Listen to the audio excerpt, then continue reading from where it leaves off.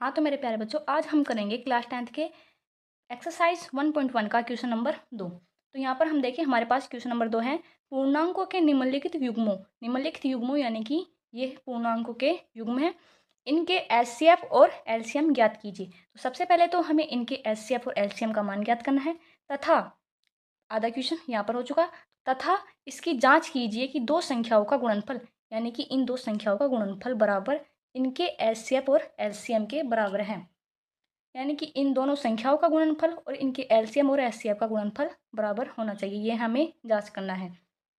ठीक है, तो सबसे पहले हम देखें, फर्स्ट देखिए, इनके हमें एलसीएम और एचसीएफ ज्ञात करने के लिए सबसे पहले इनके अभाज्य गुणनखंड ज्ञात करने होंगे। तो पहले हम ज्ञात करें 26 का गुणनखंड। ठीक है, देखिए 26 के गुणनखंड हम ज्ञात करें तो देखिए 26 में 2 का भाग जाता है, देखिए तो हमारे पास आ जाता है 13। यहाँ पर हम देखिए 13 एक अभाज्य संख्या है, यानी कि यहाँ पर 13 में 13 के अलावा और किसी अभाज्य संख्या का भाग नहीं जाएगा, यानी कि 1। ठीक है, तो 26 के हमारे पास गुणनखंड हो चुके हैं। इसी प्रकार हम दूसरी संख्या यानी कि 91 का ज्ञात करेंगे। तो यहाँ पर हम देखिए 91 में 2 का भाग नहीं जाएगा। फिर देखें हम 3 का, 3 9 + 1 10, यानी कि 3 का भाग 10 में नहीं जाता, यानी कि संख्या में भी नहीं जाएगा। फिर हम अगली संख्या देखें 5, तो 5 का भी इस संख्या में भाग नहीं जाएगा।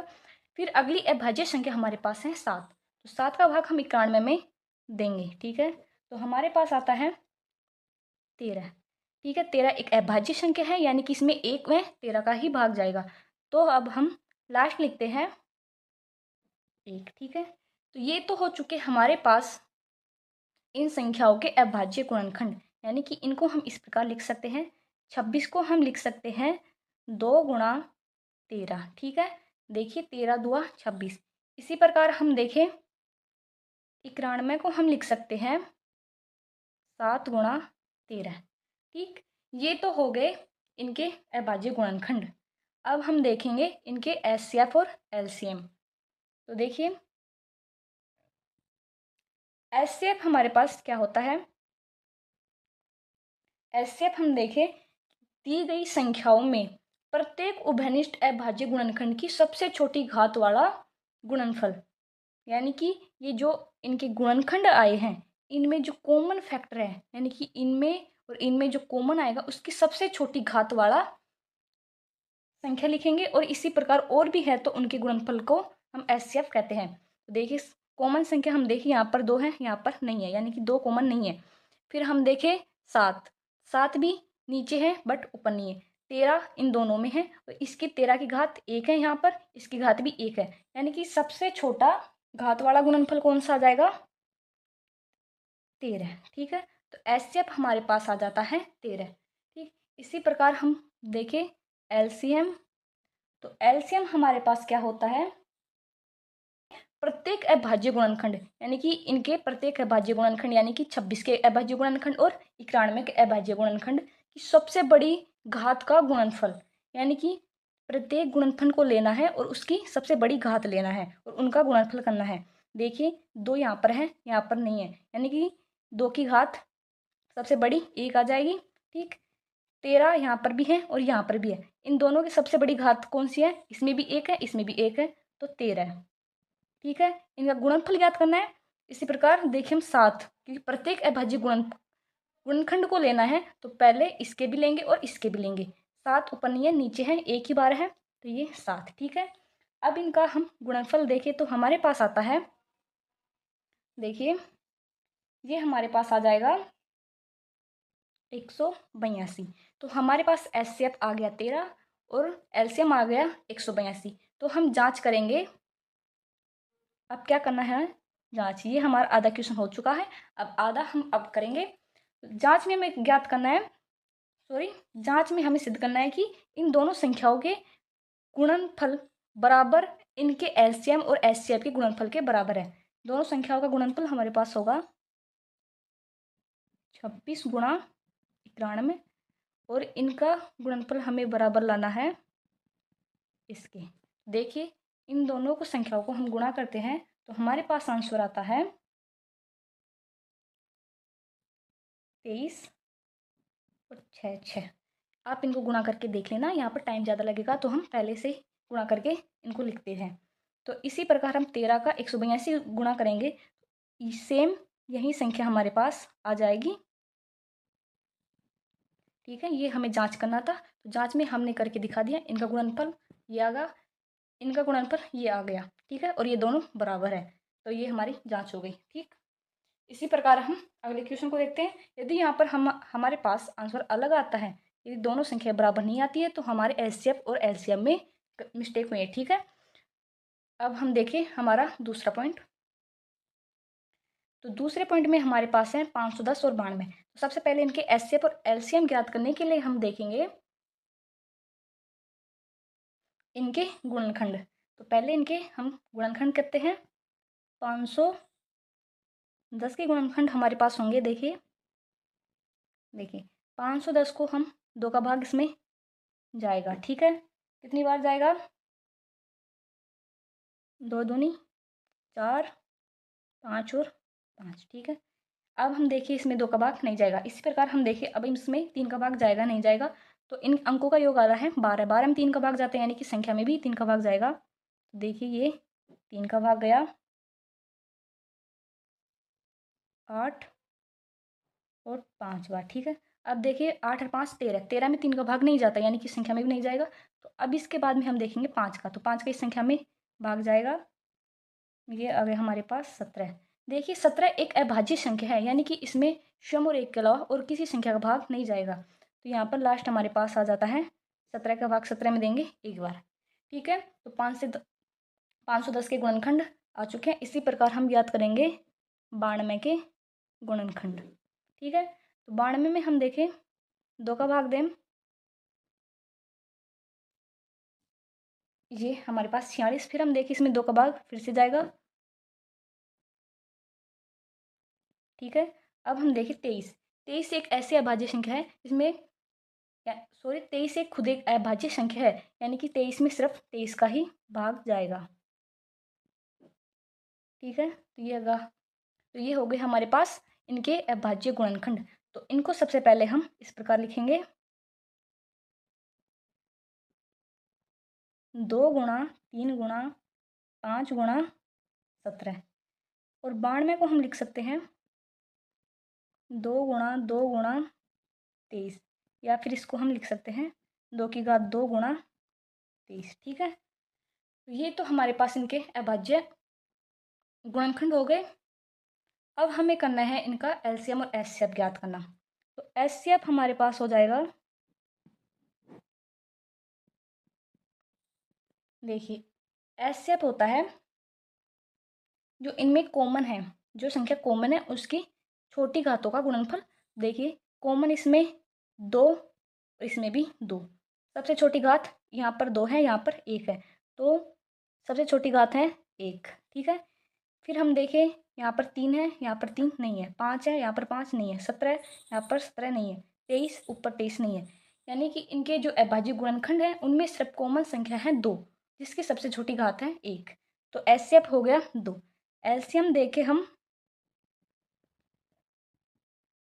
एलसीएम एलसीएम में हम प्रत्येक अभाज्य गुणनखंड का गुणनफल लिखते हैं और घात सबसे बड़ी लेते हैं जो कॉमन होता है। तो देखिए यहाँ पर 2, यहाँ पर भी 2। ठीक है, इसमें बड़ी बड़ी घात कौन सी है? 2 की पावर 2। ठीक है, फिर हम देखें प्रत्येक लेना है, यानी कि 3। यहाँ पर 3 नहीं है, 3 आ जाएगा सिर्फ एक बार, फिर 5, फिर 17 और 23। ठीक है, इनको गुणा करके हम लिखेंगे तो हमारे पास आएगा इनका एलसीएम। वो क्या होगा? देखिए इनको आप गुणा करके लिख सकते हैं, इनका गुणा हो जाएगा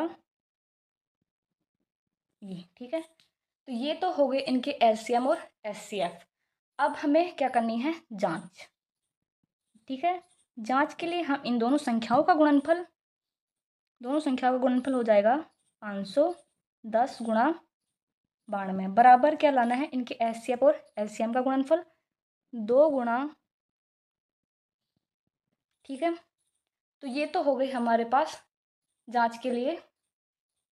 अब आप इनका गुणनफल ज्ञात करेंगे। 510 को 92 से गुणा करेंगे तो आपके पास आएगा 46,920। इसी प्रकार आप गुणा करके देख लेंगे। 2 को हम 23,460 से गुणा करेंगे तो हमारे पास आता है 46,920। यहाँ पर हम देखते हैं ये संख्या बराबर है, यानी कि इनकी जांच सही है। ठीक है, ये हो गई जांच। इनके एलसीएम और एचसीएफ हम ज्ञात कर चुके। फिर जांच में इन दोनों संख्याओं का गुणनफल बराबर होता है इनके एचसीएफ और एलसीएम के गुणनफल के, जो कि हमने सिद्ध कर दिया, क्योंकि इनका गुणनफल ये आया, इनका गुणनफल ये आया और दोनों बराबर है। ठीक है, इसी प्रकार हम तीसरे पॉइंट को देखते हैं।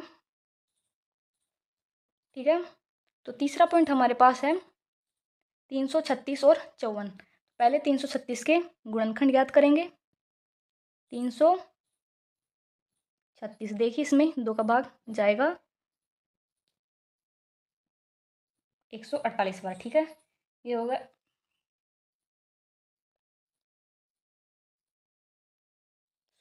168 बार।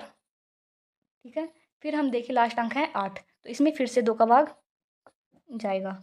ये हमारे पास आएगा 2 8 16 और 4।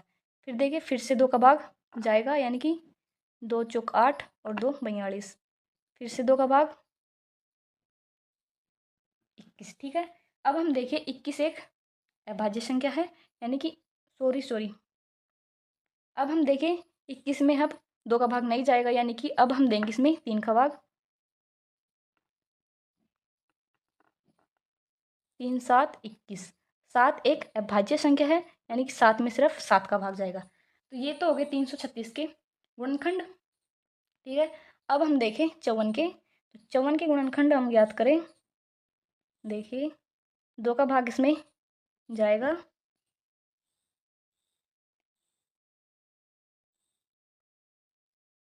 27 बार। फिर हम देखें 2 का भाग इसमें नहीं जाएगा, अब हम देंगे इसमें 3 का भाग।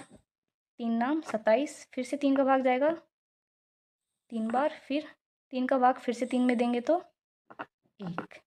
ठीक है, तो ये तो हो गए हमारे पास इन दोनों संख्याओं के अभाज्य गुणनखंड। ठीक है, अब इनको हम किस प्रकार लिख सकते हैं। देखिए 336 को हम लिखें 336 बराबर, यहाँ पर हम देखें 2 कितनी बार है, 1 2 3 4, यानी कि इसको हम लिख सकते हैं 2 की पावर 4 गुणा 3 है 1 बार, 7 है 1 बार। ठीक है, इसी प्रकार हम 54 को लिखें 54 बराबर 2 गुणा 3 की पावर 3। ठीक है, क्योंकि यहाँ पर 3 1 2 3 बार है। ठीक है, अब हमें याद करना है इनका एचसीएफ और एलसीएम। तो एचसीएफ हम देखें, एचसीएफ बराबर जो संख्या कॉमन है उसकी सबसे छोटी घात लेना है। तो 2 कॉमन है, इसमें भी 2 कॉमन। ठीक है, 2 इसमें है, इसमें है 2, यानी कि कॉमन 2 हो गया। इसकी सबसे छोटी घात है 1, क्योंकि यहाँ पर 2 एक ही बार है। फिर 3 की देखें, 3 भी कॉमन है, तो यहाँ पर 1 बार, यहाँ पर 3 बार, तो 3 की पावर 1 आ जाएगी। तो एचसीएफ हो गया 6।